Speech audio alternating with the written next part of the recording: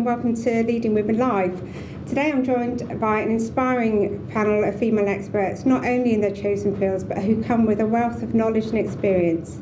Today we'll be taking your questions live, so send them to us via Twitter using hashtag Leading Women Live or on our Facebook, Leading Women UK. First of all, who are Leading Women? We're a business support network for working women. We offer networks throughout Cornwall and Devon, currently at 17 and growing. We offer skills enhancements workshops via industry experts, and we facilitate business-to-business and business-to-customer relationships. We also undertake research that will support female entrepreneurship in Cornwall. And most of all, we're passionate about supporting young people in enterprise and raising aspirations, and work with all women from 13 years of age to retirement.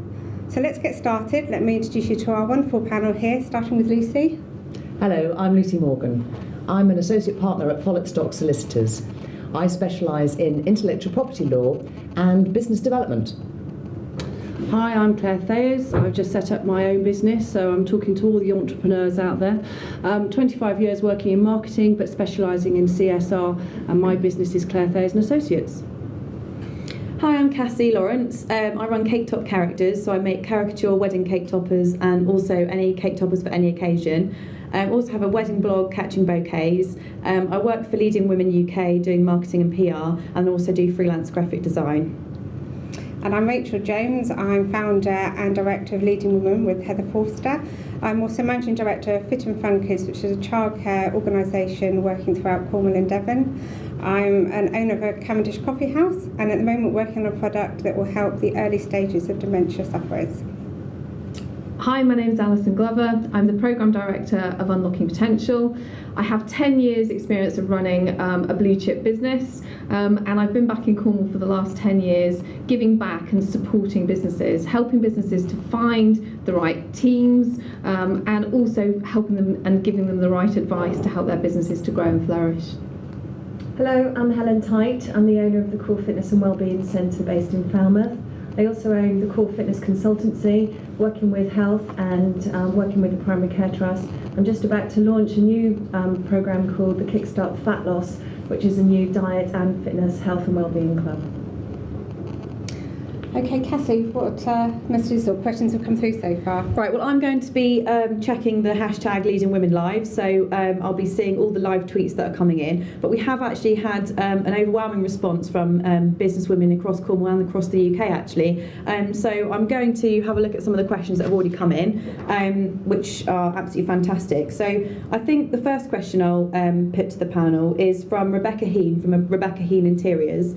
This is coming through on Twitter with the Twitter handle at Rebecca Heen. And this is, I think, a good question for you, Rachel. Rebecca asks, if I only have a small budget for advertising, how would you suggest I spend it? I think, Rebecca, it's really important that you have a marketing strategy and you really know who your core market is and what you feel is the best way to get to them. So, for example, if you feel that paper advertising is the right way, then rather than just ring up and place an advert, actually go to the team. For example, Cornwall and Devon Media, a fantastic graphic team and a group of journalists and editorials that will actually help you get the right message out to your core market. Would you agree with that, Claire? Yeah, I think the difficulty is that sometimes we look at things in isolation, and it's actually taking and being brave enough to take a step back, actually, Rebecca, and actually stop and look at your marketing strategy. And I always refer to it as my marketing toolbox, and I'm sure you do, and advertising is just one of the tools in the toolbox. And there's a lot of things, and I know Cassie will have something to talk about on social media, but there's an awful lot that we can do that actually doesn't have to cost anything at all, social media being one of them. But networking, collaboration, partnering up, all those sorts of things, there's a really good use of your time. If you invest a bit of time, often it's far more effective than just throwing money at something. Mm-hmm. But understanding your target market is absolutely key. Definitely, I think I agree, because obviously if you're starting a business, it's very easy to think advertising and just go down that route. But obviously, that's just one kind of string to your bow. There's so much you can invest in. And I think social media, I mean, there's new social networks launching all the time. It really is where the future lies. And I think you're getting free promotion for your business, and you're showing yourself as the person behind the business and the personality. And people buy from people at the end of the day. So I think advertising is great and it's fantastic, and it should definitely be part of your marketing mix. But it's up to you how that is approached, and I think as long as you're backing it up with a good foundation of various marketing approaches, I think it's great to make sure that you're not just putting all your eggs in one basket, really. So I think I would definitely say that advertising is important as long as you make sure that you're really targeting it as well. I mean, for me personally, as a wedding business, targeting national wedding publications is kind of where I put my sole advertising budget. But then obviously for me I've got wedding fairs, networking, social media, PR. There's just so much more you can do around advertising. Rebecca runs an interior design company. So is there any value in product placement? So having set pieces or token pieces in nice coffee shops or somewhere where it's labelled and has viewing presence. Is there a lot of value in that? It's doing the research and finding where is the best place to do, to push your marketing campaign, and also about getting your branding right, getting your message right, because it's so important to get that right. And again, it's finding and building relationships with those organisations within the county that are going to help you achieve that. And I was just quickly say about corporate social responsibility. We tend to think that that's only relevant to big companies like Waitrose and Marks and Spencers, but actually the time has come now where actually small to medium-sized enterprises and small businesses actually, by partnering up and using charity as that reason to start having those conversations is a good way forward. And it might be something, if it's an interior design, partnering up with a homeless charity, for example, and engaging with local communities and sort of giving the content, if you like, for the social media, because then the communities are starting to tweet and talk about the amazing work that you're doing by investing a bit of time. So that's quite just a different way of looking at things. I think one of the other really powerful and a really cheap and effective way is using PR. There are knowing the where your customers are, what they read, writing a compelling article, getting that sent out there. You don't have to be a professional PR company to write a good article. I think if you know your business and you're passionate about it, you can get that information out there. And don't forget your call to action. There's so much information out there. Let people know how they can get back to you, and what are they? How do you want them to contact you? What do they want to do? Give them a reason to give you a call. Absolutely. And I know Rebecca's great at social media. She's got obviously a great Facebook page, Twitter, Rebecca Heen, and she's got a great website as well. So she's definitely hitting all the ticking all the right boxes online. So and don't be typically British. Don't hide. Celebrate what you do well. If you are successful, get that message out there. If you're offering a service that's going to benefit people, get the message out there. Be really proud of what you do. Definitely. Fantastic. Should we look for another question? I've got a question for Helen, actually. This comes from Jane Phillips-Choke from Live Beside the Sea. This comes through on Twitter, so it's at Live Beside the Sea. And her question is more kind of about work-life balance. So she asks, do you have any advice on how to focus when working from home, when retired husband is always home, and 18-year-old son home 4 days a week? Yeah, it is a difficult one. The work-life balance is a challenge for any working parent, any working mother. I know I have 2 children and my husband works away. When he comes home he wants my attention like a puppy 24 hours 7. So when I am working from home I make it very clear. I've organised my family, I plan, so everybody knows exactly the time that I'm actually at work, and then I will turn off the phone, I will spend time and focus. But it's actually standing in your power. It's being strong enough to say, hang on a minute, you have me as a wife, I'm here as a parent, but right now this is my time, this is my business, my future, and I need some my time. And it's making sure that they understand that and respect that. And I think that's the hardest thing that you find as a working mum, because apparently we can have it all. Can we? But we have to work hard at it, and I think it's just pushing back and having the skill to say no. And making sure that time is your time to get your work done and achieved, and they will thank you for it. They really will, because they're proud. They really want you to do well, but they are very needy. No offence, but they are very. Do you want to add anything to that? Well, actually, all I was going to say, I thought when I first started working from home that the danger would be that I'd be easily distracted and I'd sort of nip off and do this. And actually, it was the other way. Actually, I was finding that I was working too hard and too much. So literally, the temptation was, the first thing you do when you get up in the morning is come downstairs, kettle on, emails at 7:30 in the morning. So again, you have to be disciplined in terms of how you manage your time through the day, which is exactly what you're saying, and not do too much, because you burn yourself out. So don't burn yourself out. We have a rule in my house, I walk up my hill to come back home, and at that point when I've got to the top of the hill, that's it, I'm off work. It's very easy for me to carry on through the night to Facebook and social media, so I have a cut-off point now, and there is a part of the hill, there is a house that I walk past, and that's over, and I will not talk about work or perform anything. So if you're on a drive home, if there's a key bridge that you drive over, that's it, you're off the clock, because it's really important, because you need your me time to re-energise too. I think it's about setting your own personal boundaries. I think Rachel and I always joke that we do sometimes do our emails in the bath because it's the only time we can actually shut the door and get away from our family. We get told off. So I think it's up to you how you relax and where you put your boundaries. But for me, I work from home and I've got my own home office, so it's very easy to shut the door and actually leave that room. Even though I've got a designated office, the only time I've ever actually shut the door was this Christmas, and actually left the office for a couple of days, which was quite alien to me. But you've got to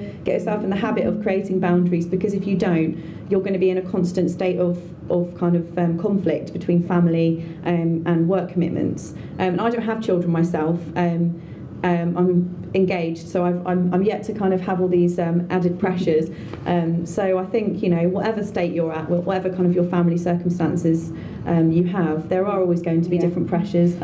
I think for most working women, we are some of us about to get married, some are married, but we're still, we're wives, we're mothers, we're daughters, we're sisters, we have friends. So we do, I think we're genuine nurturers. I think we do give as much of our time as we do, but it's really important that actually, you have to value your time and your own health and well-being, because actually you're no good to your business if you don't, and you're certainly no support to your family. And I think it's really important to schedule your time and organise, but also you've got to think of what do I need as well. And it's important, if you want to be successful in business, you get all these areas ticked off. And it's not about volume of time with your family. That's one of the things that I find. It's about the quality time. It's knowing that on Friday evening we've got a date and we are doing something as a family. So we're not spreading it out, and I'm not with my children all the time, but the time we do have is really valuable, and we have fun, and we call it our memory moments. Yeah. So, and you'll gain those from it. And it changes, I think, as you grow. When my children were younger, my time was extremely important, get them ready for school in the morning. It was important to have that quality time with them when they got in from school. Family dinner time, homework time, and then get them ready for bed. Whereas now they're in their teens, it's completely different, because they're disappeared most of the time. So again, it's planning those weekend times or dinner time. So it is all about organising yourself. Or draw them into the business. Now there's the other one. I had a lesson last night on Instagram by my 13-year-old, so I was very proud, and I learned more in 10 minutes from my 13-year-old, who had woken up with an idea and said, "Mum, this is what you've got to do," and then gave me a demonstration, and there you go. So bring them into the business too. So that's another way. I actually heard a story about that. There was a couple who ran their own business, and they had two young children who were under the age of 10, and they'd been brought up with the business, and then the children started making their own characters up, and the children have actually launched their own app from kind of having the business savvy mentality. Their parents are entrepreneurs, and the children have now created their own characters, and they go around to trade fairs with little toys, selling toys with their characters, selling the app. And obviously, it's a great marketing tactic to have two children wearing these branded T-shirts actually as the salespeople of the business. So the old bag company in Devon, they're a fantastic company. They're a family business, and their children are, the head of colours, the head of creative. So I think the new ideas are really important. I think it's right, and I think you have to understand what's important to you.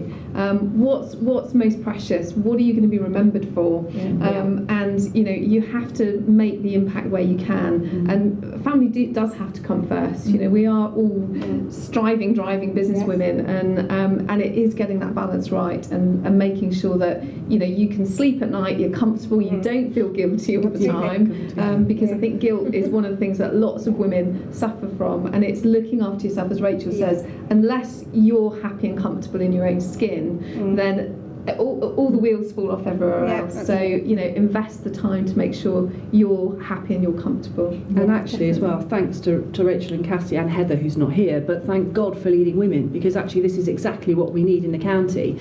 Because one of the biggest challenges when you're setting up on your own, and we had this conversation before the camera started rolling, is working on your own. And actually having this forum now and having that support network is amazing. And being able, just before, as I said, the camera started rolling, there's this real camaraderie amongst women, actually being able to offload and share. And we do that, as you were saying, we are nurturers, and we all do like working together. So that also helps us, and I think that's a really... And I think as well as being a supportive network, it's a great research forum. I mean, I said, we're really passionate about supporting young enterprise, and whether we're talking amongst ourselves, we've all got young children, well, most of us have got young children, you get great feedback of what their needs are, same as going out into the schools and talking to them. It's getting those contacts that can help facilitate the research you need to actually grow your business. And for networking, obviously, it's membership led. We're here to find out what your needs are to be able to facilitate them. And young enterprise as well also helps with the social enterprise. Young enterprises, is helping with corporate social responsibility, because lots of us now know that if we get engaged with local communities and with our schools where our children and our employees are actually based, then the feel-good factor is fantastic, morale, but you're giving something back, but also that gives you the content you want for your social media. And the social media is far more credible when it's driven by the local communities than it is spending a lot of money on an advert, for and example. then obviously, what you say about yourself is valuable, but it's nothing compared to what someone else says about you. So the power of Twitter is obviously you can put out a tweet, and if it gets retweeted and favorited, then obviously that's got a lot more credibility, and it's free. You're getting someone to do your marketing for you. So and you do get so much out of it. From when I worked with another firm of solicitors, and I was actually on the young enterprise, but the amount that I got out of it as an individual, but also the business got a lot out of it as well, because we were actually working with the children, and the children go home and they talk to their parents, and the network grows and grows and grows, and your name's getting out and reaching people that ordinarily you wouldn't be able to touch. Well, I was supporting Penryn College, the Young Enterprise, this morning, and they're doing a presentation this afternoon to local businesses, and they were saying, how do I get the message out that we need you to help us? And I said, well, just talk about corporate social responsibility. They completely understood that and realised actually these businesses are here because they want to give something back. It's a great marketing tool for them, but it's a great feel-good factor, and that is what helps you sleep at night. So it's just constant, for me in Cornwall, it's this constant regeneration of support and sharing. It just makes you feel so great, doesn't it? It's great. I mean, as female businesswomen, we're very good communicators, and leading women gives us an opportunity to come together and share all our experience, and particularly this point about the work-life balance. We are building up our businesses in an environment, a unique environment, where we are available all the time. We are accessible all the time to enormous numbers of people. In the past, maybe even 20 years ago, it was possible to shut the front door and the inbox was somewhere else, whereas now it's not. And managing it is precisely what it's all about. But to make sure that you draw on those resources so that if you're having a difficulty with that, then you've got somebody who can help you, and Leading Women's there to do that. I mean, that was our ethos really, was facilitating that support network. That listening ear is so important. That's something I think Unlocking Potential offers as well, that peer-to-peer support. We shouldn't be at a stage now where we're too fearful to walk into a solicitor's office because we've got a challenge, or we can't do our business plan, our cash flow forecast, and we then lose the confidence to go to the bank to lend us money. Actually through networks, whether it's going to any workshop, whether it's going to Unlocking Potential, the other wealth of resources we have, the innovation centres, they're all here. They are all here to support and help grow the economy for Cornwall. And actually building out that relationship just knocks that challenge out the way, doesn't it? The barrier's gone because we've got someone who's got a listening ear, and if they don't know the answer, they will know someone who does. Definitely. The important thing I think is recognising when you need help as well, because I think one thing that women do, that we are prepared to talk to each other, but sometimes we do stick our heads in the sand, and we're working really hard. But don't be afraid to say, do you know what, I do need some help.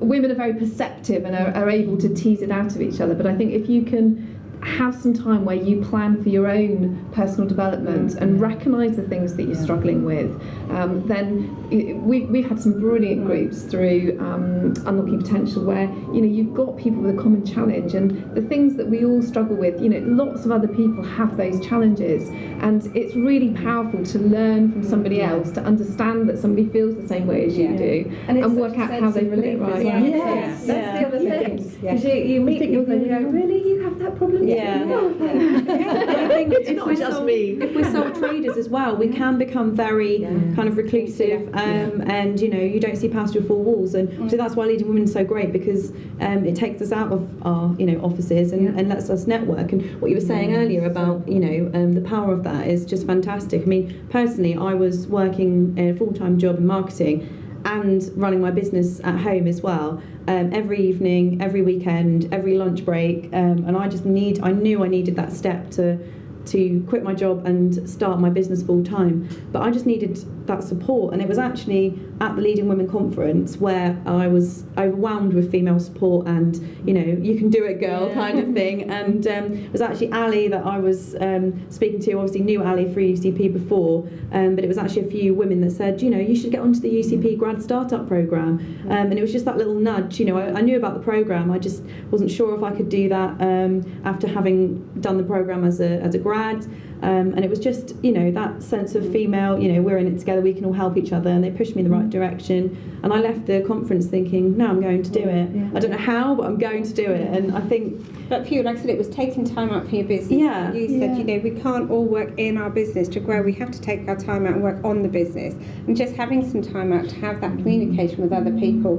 And like you said, doesn't matter what industry you're in, we all have the same challenges. So it's really, it's a relief, but it's also knowledge sharing. And knowing that someone's been in your shoes before and what they did, and everyone's got a different perspective. And I think when we initially came to the table, and it was, round table discussion, share your business problems, I think, we needed that push too. And once the push was there, we all opened up and we all kind of collaborated and helped. And, I'm sure there were so many vital connections that happened that day, and they're all happening now. So.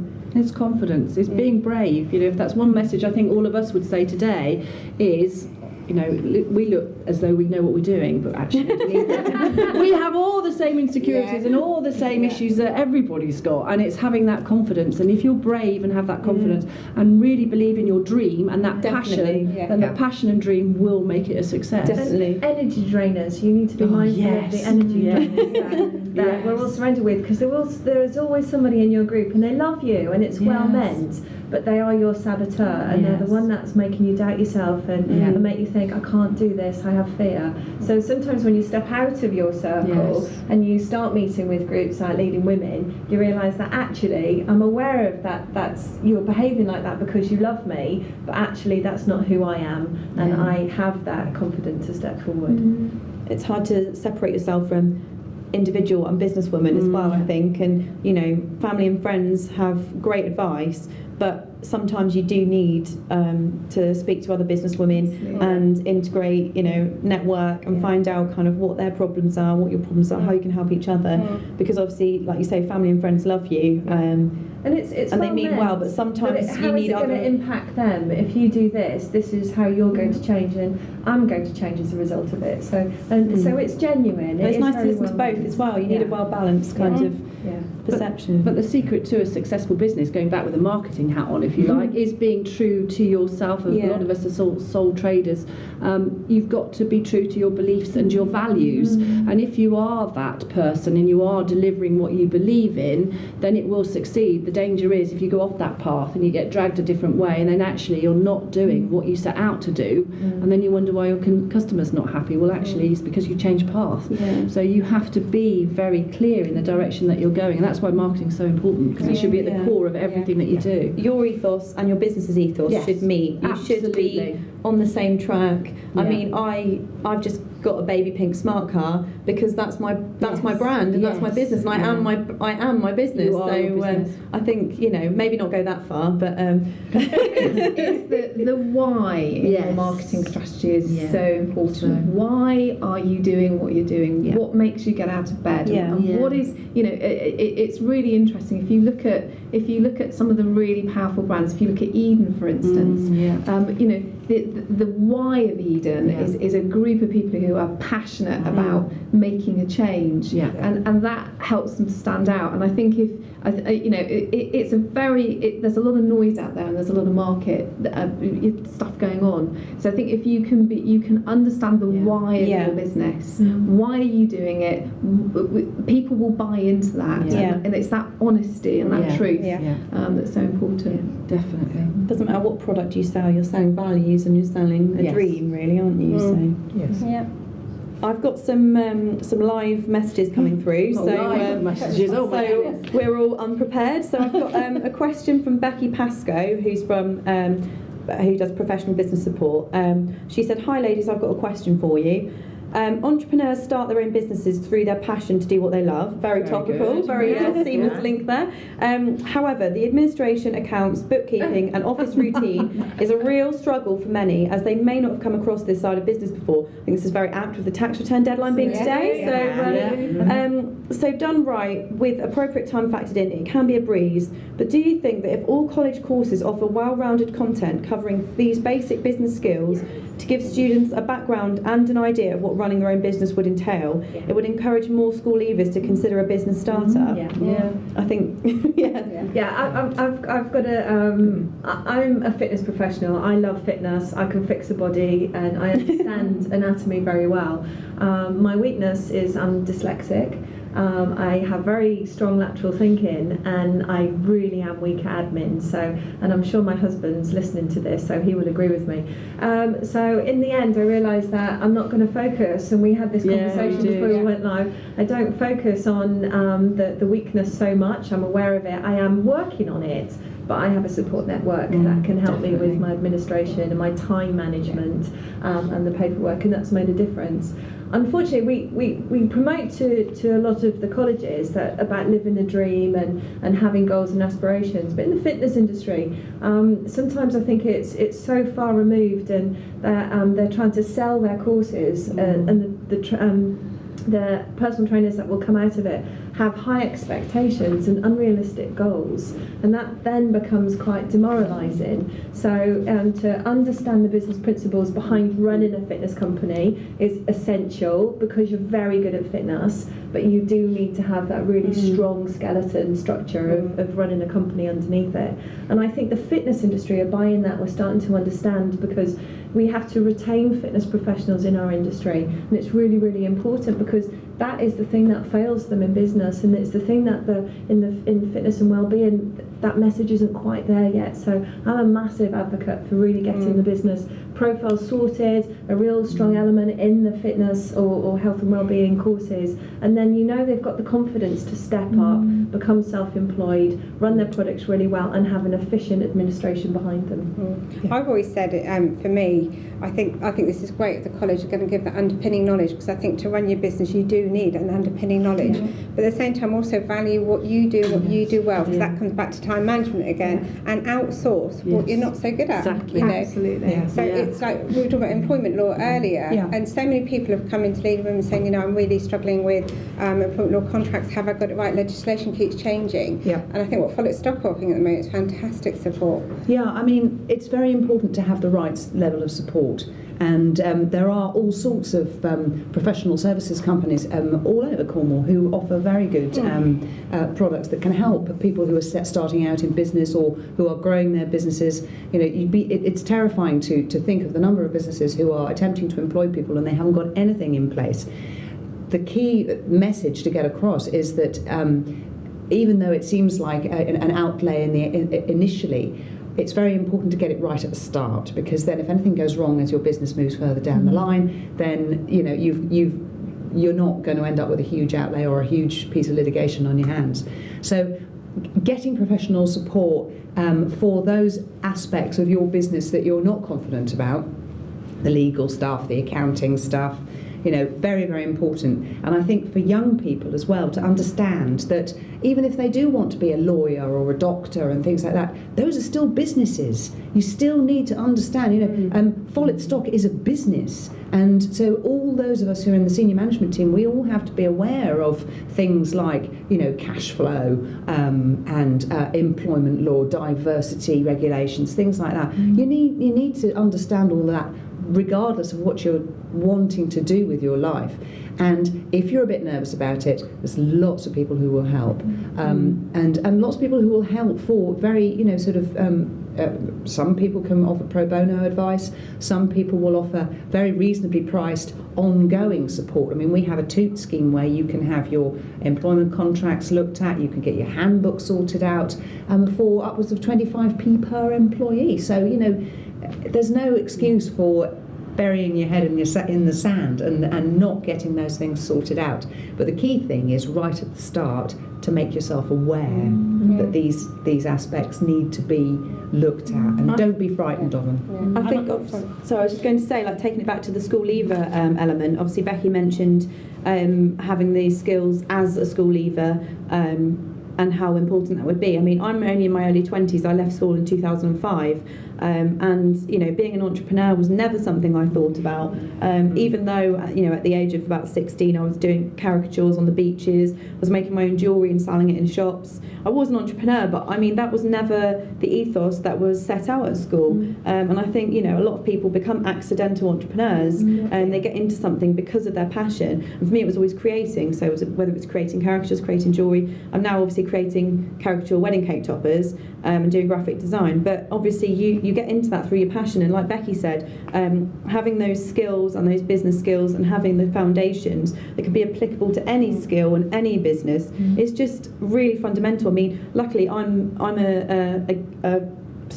a real case of a UCP grad. I've been through the UCP grad startup scheme with Cake Top Characters, and I've also been a UCP grad in a previous marketing role. And the skills that you learn in those with that support of UCP is fantastic, and it really gives you the foundations to start your business. And I think that came at the right time for me. But I think, could that be offered at school? Definitely, and that would have been amazing for me and for my my classmates, because it shows you that actually if you get the basics right and you know how to do your accounts and you know how to kind of set up a business, your passion can be applied through that and you can do anything. I think what's great about the government is that there is a large drive in giving young people employability skills, and I think as a business community and through CSR we really want to go in there and give them the opportunity through work experience, through discussion, to find out how we can further support them. The county's Young Enterprise yearly programme is fantastic.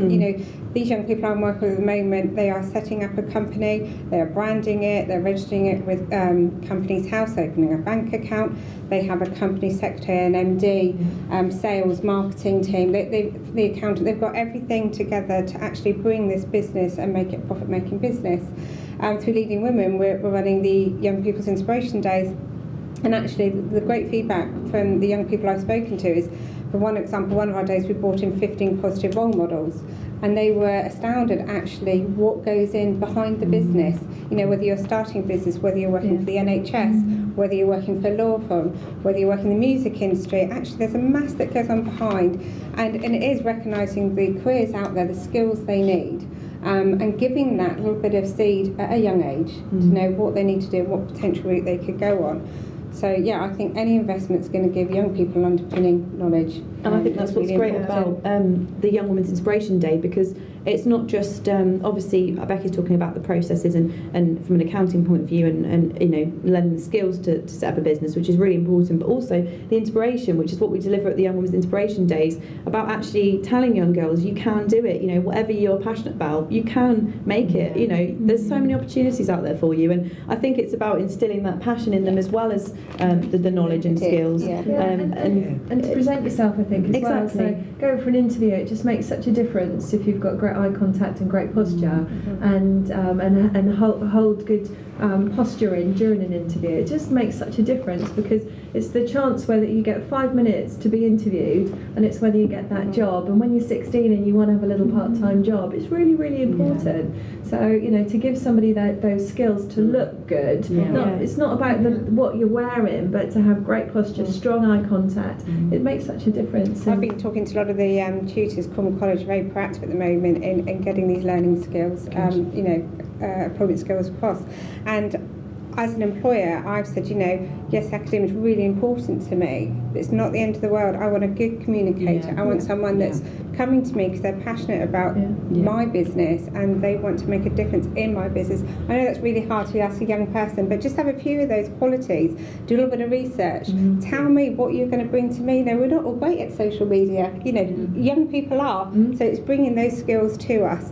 And then, if they haven't got GCSE grade C, which is a big thing in childcare at the moment, how can we support them to get that? It's taking that pressure off, getting across them actually, do something that's going to make you happy. The journey will follow. Yeah, I totally agree. I think employers have got a big part to play in in how we can help schools and colleges be much better at this stuff.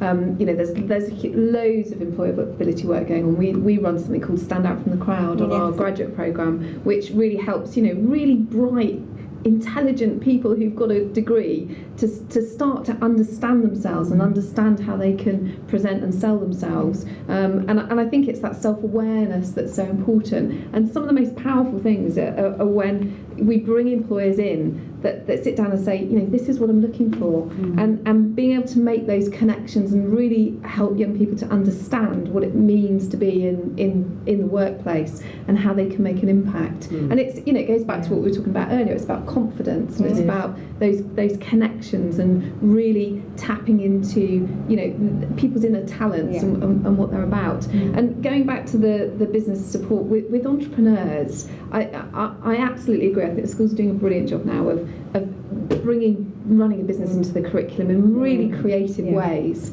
But actually, I think as an entrepreneur, it's important to remember that you have to stick with what you're really good at. Don't get bogged down in doing the things that are boring. That yes, you have to kind of learn how to do them, but there are other people out there that you can bring on board. And in the early days, it's tough because you've not got you might not have the money coming in to be able to invest in that. But goodness me, it is worth it, because the money that you save, as an entrepreneur, your hourly rate, if you're doing the accounts when you can outsource that, you're taking your valuable time up doing something that really you should be outsourcing to somebody else. If affordability is a challenge, like I said, the business community want that relationship.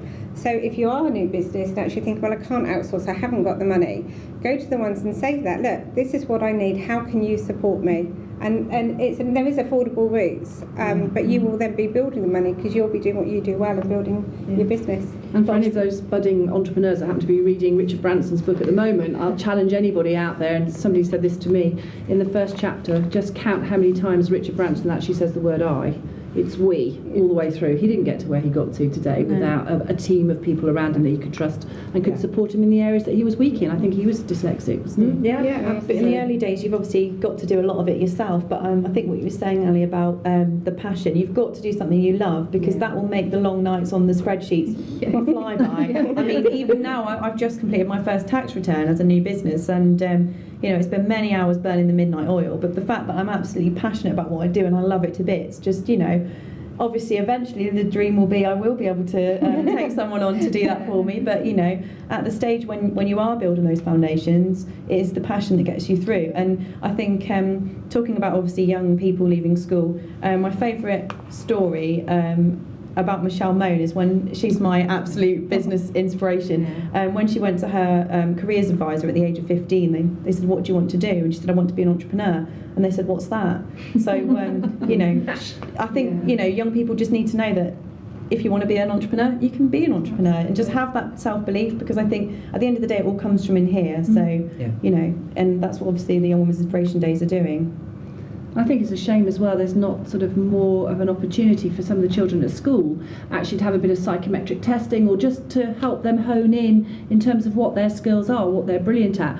I know I'm rubbish at the account side, I can't do that, but if I could have sat and had some help with that at school, if you like, instead of saying that's a failure, it's going to hold you back, actually no, these are the things that you're brilliant at and your strengths, to help me make the right choices. Even, you know, at your very young age when you're making those choices, it might have made my life a lot easier. I sort of stumbled through life, but actually having that ability to actually acknowledge and look inwardly and say, yeah, this is what I'm good at, this is what I'm not good at. And as you say, Allyson, it's focusing on what you're good at. And and we've all got friends and family, you know.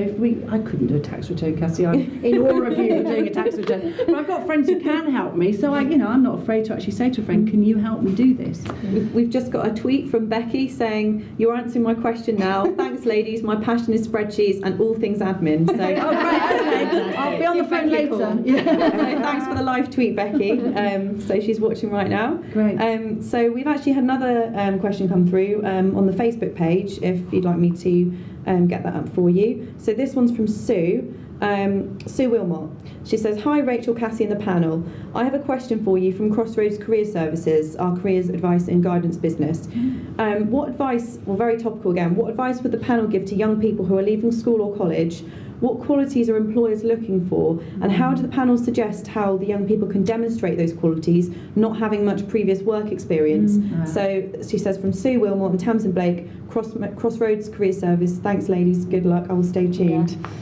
Again, it comes back to what I said, it is communication, good communication skills. A lot of employers are saying they're looking for experience, and obviously young people aren't having that opportunity. So I'd say to the young people, you know, pick up the phone. I know it's not easy, or find a friend or a business that you can approach to say, I need experience. It could be in the holidays, it could be at the weekends. Get some experience under your belt. And it can be volunteering. Yes, There's a lot of community groups out there that are really struggling right now, and it's something actually I've been talking to Cornwall College about, is actually this, how do we remove these blocks? And if employers are saying actually we need people approaching us with some experience, then look at all the community groups out there. They're desperate for some help, you know. So and it just speaks volumes on your CV, and it doesn't necessarily have to be in the sector or industry you want to go into. Not at all. You can demonstrate skills that are transferable into any position, you know, especially if you're doing voluntary work. Yeah, I mean, that speaks so much about the person. I'm quite passionate about this. This is very, very close to my heart. And Rachel, communication skills are key. Young people need to go out and get as much experience as they can to help them to understand what they want to do. Some people, some kids know. Some people, know themselves really well. Others just need to go and do stuff and find out they don't like it. That's just as important as finding the stuff that you do want to do. And when I interview, and I've tried to boil this down over the years, there's 3 things that an employer is really looking for. That first and foremost, and it's quite important, has this person got the skills to do the job? So for a young person, you need to be able to prove that you've got the skills to do the job. And that might be that you've worked in Tesco or Asda or somewhere, but those transferable skills, being able to demonstrate that you're able to talk to people, it translates across many, many different jobs and industries. The second one, and I think is the most important one that I look for when I interview, is this person going to love doing this job? Because if we all love what we do, and if you love what you do, then you're going to do a really good job. And I think that's key. And for the young person to get really excited about what they're going to be doing, understand what they're going to be doing, understand the company, do their homework, do the research. And the third thing that always comes into it is, are they going to get on with the other people in the organisation? So for me, those are the key skills that I think young people should be concentrating. Understand what you want to do, understand what floats your boat. Really do your research about the employer that you're going to be working for. And we have a phrase that we use in Stand Up From the Crowd, is you've got to find your tribe. Don't spray and pray with your applications. Really have to think about where you want to work and focus it down, and do that homework and get it right. I think for young people as well, the dear sir / madam, that's the first thing that will kind of get the CV put into the no pile. Address someone by name. We were always taught at uni, ring up, email, do what you have to do. Find out who that person is, go on LinkedIn and find the person, who's going to get your foot in the door, basically, because people really appreciate being called by their name. You share a recent story. I recently interviewed for gym instructors. So it's getting your foot on the ladder in the fitness industry. And I had 10 candidates interview for the position, and the first 5 were dismissed because of the dear sir, madam. And but I had 5 candidates that came and interviewed, and the one that I employed, he arrived and he was a complete jewel, James Taylor, and he's at Falmouth School, but he arrived in a suit that was slightly too big. He had conversation with some of the clients that had walked in that day, so he was talking to some older women, and he was charming and being lovely and very presentable towards my staff. When he sat down to the interview, he started talking about topical fitness subject that was in the news that morning. And for that reason, he stood out. Yeah. He knew about me, he knew about my company, and he also knew about the team. Yeah. So when he came in, I had no other choice but to employ him, because he really was a jewel, and he stood out, and I could see him in our tribe. But that is people by people. Sometimes we forget that, we're so driven on the bottom line and just on profit, and we forget that people by people. And I think, if you ask any employer, you are looking for that person that's going to stand out from the crowd. But confidence is a major barrier, I think, like I said, at any age, but particularly when you're young. So again, just look at skills that you can share. For example, if you've been part of the Young Enterprise Programme, if you'd run a charity event, if you coach the football team, just bring that to your CV and bring that to the interview. I like to see people who've done lots of different things and have transferable skills. If you've got 6 A stars at A level, that probably means you've been in prison and have nothing else to do. So, to be honest, I'd much rather see someone who's raised a shed load of money, walked through Africa, built a school, done a bit of time in Asda, bit of everything, and make sure that you've filled all your time with relevant skills that you can transfer. And then it's all going to be a question, if you've got the interview, that means you can probably do the job, and it's simply a question of, do you fit the team? So don't feel bad if you go for interviews and you don't get the jobs, because then that means you're not going to be happy in that role anyway. Absolutely. It's a two-way process. You've got to make sure that this is going to be a place that you love to work, as well as them sussing you out. So the skill of the person that is interviewing you isn't necessarily the person you're going to be working every day. It's the people that you walk into and you meet. Those are the ones that you have to connect with. So I will say as well, I'm the exact what you've just described. I had 9 A stars and 2 A's. An A level. No, at GCSE, A star A levels weren't available when I was there. So so that's also a good route. It depends on the individual. Some of us prefer more vocational things, some of us are quite academic. But obviously the main thing is to be nice and make sure that you have a lot to give on your CV, whatever route you take. And I think I'm talking as a mother now. Whether you build the school or stay in the school. But as I said, talking as a mother, I think the people skills are so important. And I think the world in which, certainly my children are growing up in, is a very different world to the world that I grew up in. And the danger is to hide behind a screen. I keep going mad at my 15-year-old, like, put that bloody phone aside. Just try talking to people. And it's very well, I am networking, so I'm on LinkedIn. Well, no, go out and talk to people. It's far more effective, and you'll build relationships that will stay with you forever. And we all do look out for each other. We're all really, really nice people, and it's so important to build amazing relationships. And I think that's why the rising kind of like tweet ups is coming out. Obviously you can be friends on Facebook and Twitter and network with other businesses, which is fantastic, but then it's great to take that to the next level and actually physically meet up with these people and make lasting bonds and relationships. Definitely. I've had a question, actually a completely different subject, about the quite topical question, which is for Rachel. This is from Rose Chalmers. It's in light of the media attention and focus on affordable childcare, which obviously has been in the news quite a lot recently. What are your thoughts on the government raising ratios of children in nurseries? Ooh, that is I won't get on my soapbox. But I'm an advocate of affordable quality childcare, and it's frustrating, I think, particularly this week for the childcare sector, because again, if you go back to business, looking and supporting after your staff is invaluable. There are ways we can make childcare affordable, but the government needs to support us in that, and I won't go on how I think it is.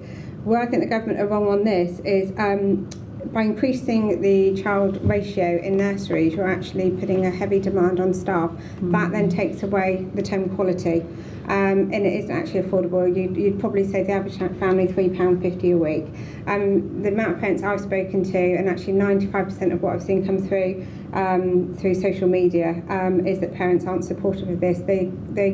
Your children are your most precious, valuable. We're talking about supporting young people starting at 13. Actually, the earliest sector, that age from birth to 5, is such an important time of a child's development. So you have to be nurturing, you have to support it, you need to avoid risk. And if you put too many children in, those children aren't going to get individual attention. Your staff are going to be stressed, suffering from exhaustion, and for me, it's not the way forward. And obviously, like you say, the most important thing is your staff are valued and happy and love what they do, which is obviously what you were saying. Yeah. We've got a couple more questions that are regarding kind of like the recession and budgets. So these are both actually from Tracy Rickard, from Tracy Rickard Digital Media. They've both come through on Twitter at Tracy Rickard. So the first question is for Ali. It's, where do you feel businesses should invest their budgets in climates such as this, i.e. recession, with marketing, sales, product development, training, etc.? Yeah, it's a really good question, Tracy, and it's hard. In recession, I think what you have to do is make sure you have a solid business, that your business structures, your pricing structures are firm, and that you stick with them, and you try and manage out any unnecessary cost. But what I would say is you can manage out costs so that you can keep your business running smoothly, but any money that you invest has to be in new business development, new product development. Whenever there's a recession on, there's winners and there's losers, and there are trends in their markets, and you need to be on top of where people are spending their money. Everybody's tightening their belt. Everybody wants more for less, which means that you have to be more innovative with how you position your services, and make sure that you're giving the customer what they really need.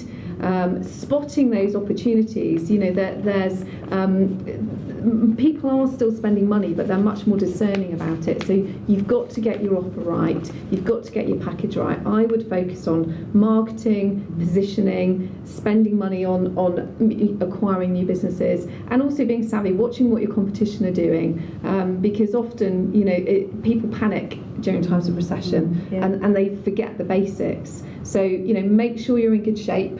Don't spend money unnecessarily in areas that you don't need to. Try to build added value into your products and services that don't cost you so much, but are valuable to your clients and your customers. Can I say also really important, and it's quite scary, even the biggest organisations aren't really watching their cash flow and looking and preparing monthly management accounts.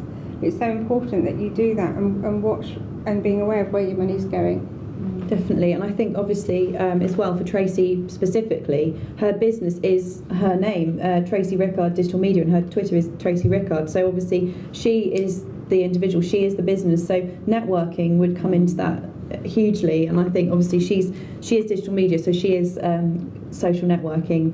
But I think physical networking is so important because people buy from people, and she is her brand, and I think that's key when you're a sole trader.